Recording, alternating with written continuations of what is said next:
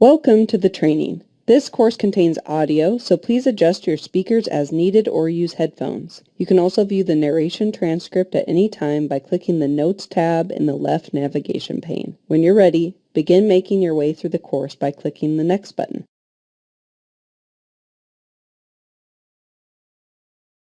You are now beginning Lesson 2 of the Substance Use Disorder Prevention and Mental Health Promotion Online Reporting System, more commonly referred to as Minerva, training series. This lesson provides an overview of entering data in Minerva. Click each arrow to see the training objectives. Once finished, click the Next button.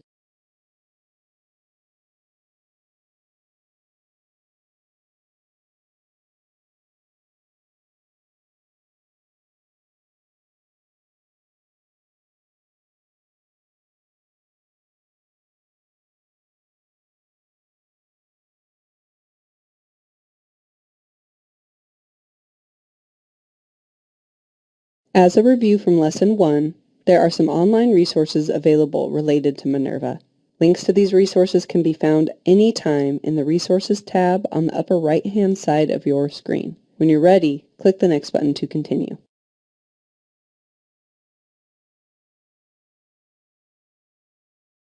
Now let's talk Minerva. You will see these terms often in the system and the user guide. Click each term to see the definition, then click the Next button to continue.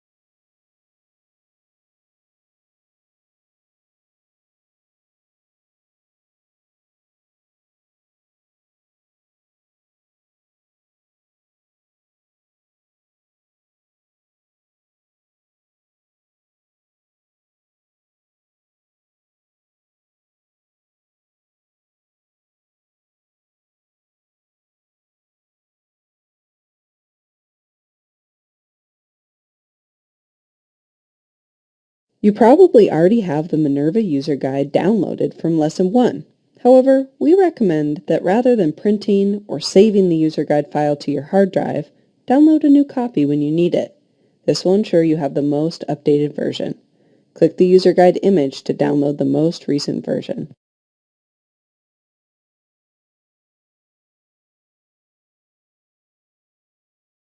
The Minerva User Guide provides a foundational level of information needed to perform tasks in Minerva. During Lesson 1, you reviewed Section 1 and 2 of the Minerva User Guide. This lesson will review Sections 3 through 11. The training will direct you to sections of the user guide to read, then ask you to complete a knowledge check about that section. Section 3 of the user guide reviews tracking funding with Minerva. These actions are performed in the Budget module. Review Section 3 in the Minerva User Guide, then click the Next button to continue.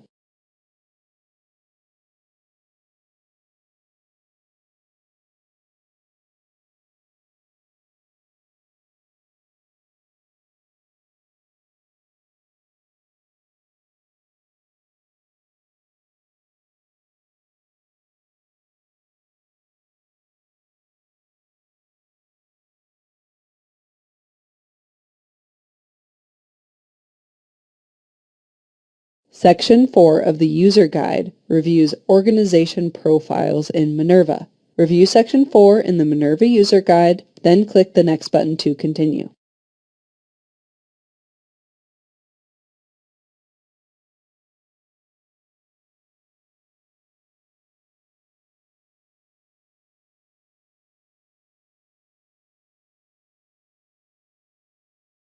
Section 5 of the User Guide reviews how to enter partners and staff into Minerva. Review Section 5 in the Minerva User Guide, then click the Next button to continue.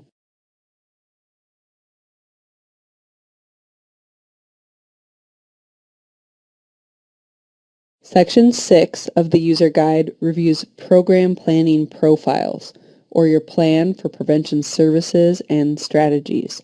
This is found in the planning module. Review Section 6 in the Minerva user guide, then click the next button to continue.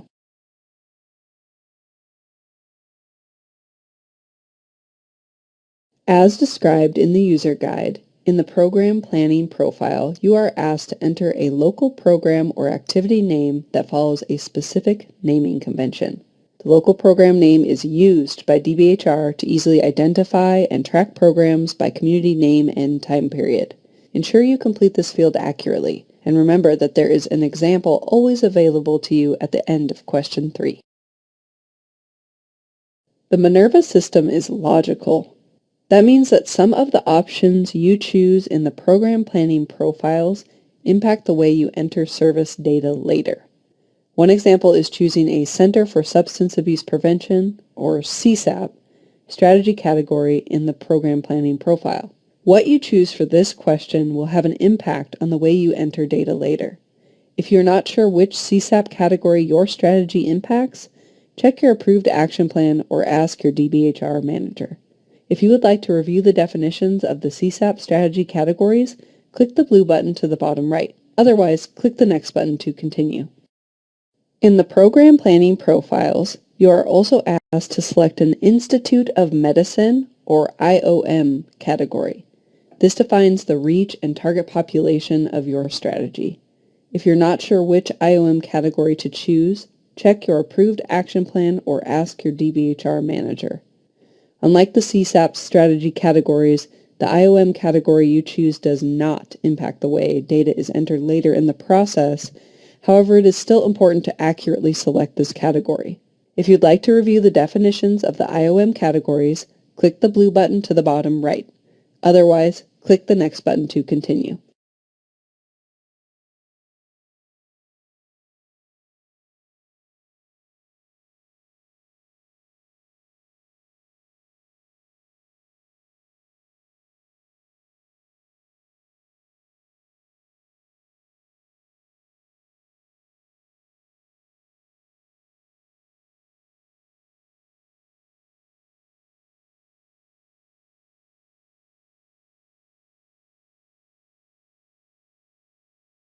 Now you'll have an opportunity to tour a program planning profile. Click the green button when ready. This virtual tour will show you an example of an approved program planning profile. Notice that the form is grayed out. That is because once approved, program planning profiles cannot be edited without being returned by a DBHR staff person.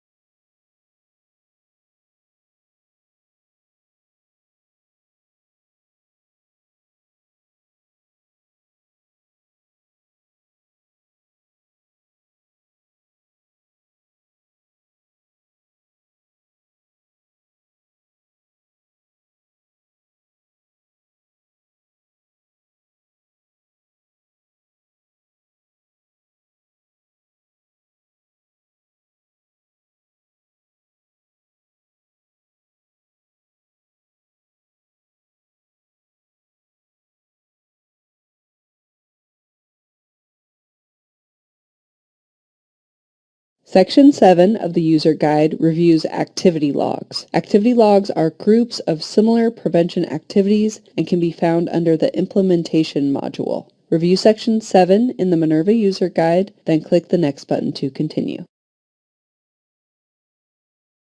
This is another instance where Minerva is logical. As you just reviewed in the user guide, there are 6 ways to report participation in Minerva: aggregate, population reach, mentoring support activities, individual participant, mentoring match activities, and mentoring group activities. The data entry type you choose in question number 16 in the activity log will indicate how information on service participants will be collected and entered into Minerva. Click each data entry type below to learn more about the different ways participant data are reported. Then click the next button to continue.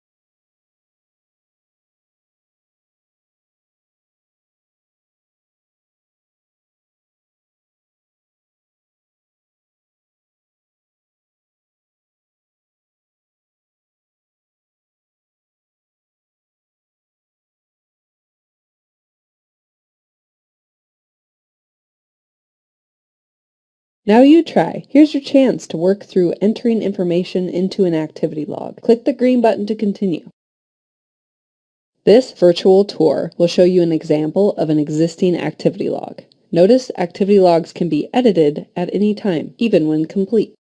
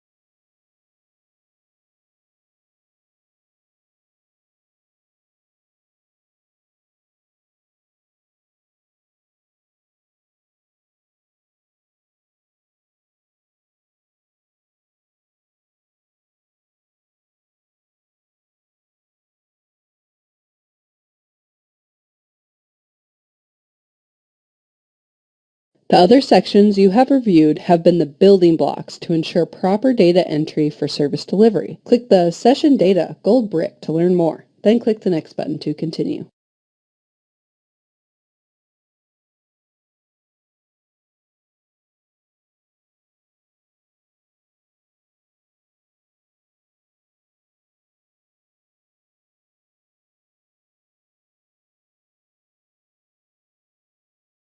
Finally, this brings us to what you've been waiting for. Section 8 of the User Guide reviews entering session data. Review Section 8 in the Minerva User Guide, then click the next button to continue.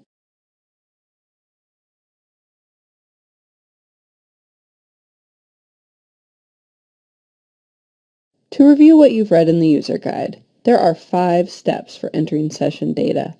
1. Create a new session. 2. Add or edit session details. 3. Record partner participation.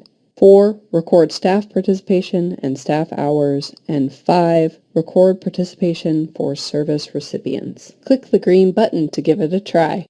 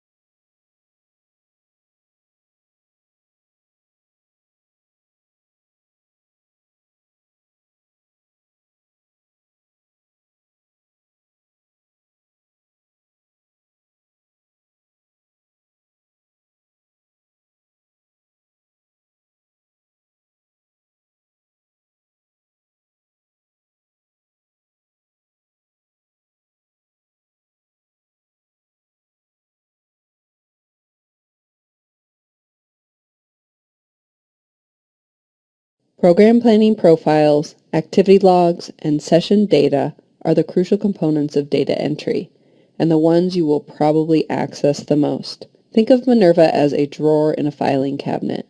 Once you have completed this training, you will receive a username and password, which is like your key to the filing cabinet.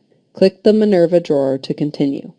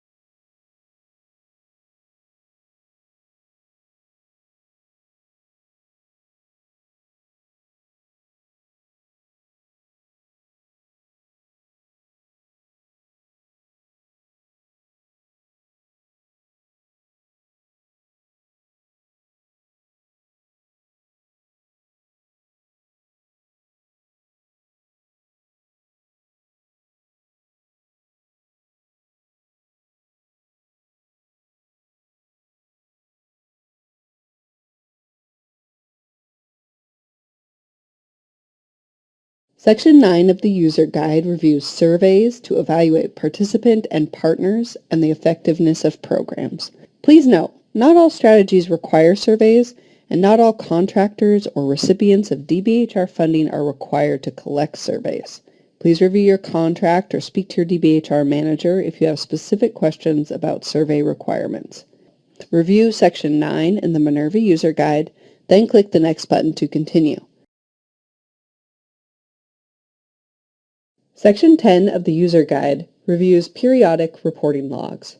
These are tools in Minerva for reporting that are on a more infrequent schedule. Please note, not all logs are required or appropriate for all contractors or recipients of DBHR funding. There will not be a knowledge check for this section. To continue, please select the type of funding you receive from DBHR.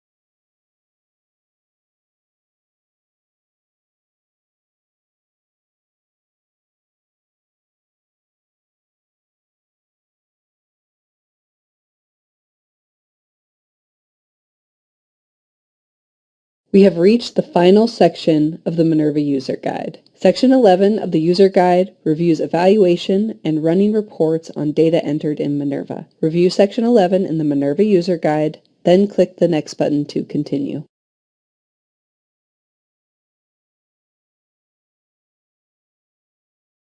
As you prepare to enter data into Minerva, you might still need help along the way. Click each arrow to see ways to receive additional support, then click the next button to continue.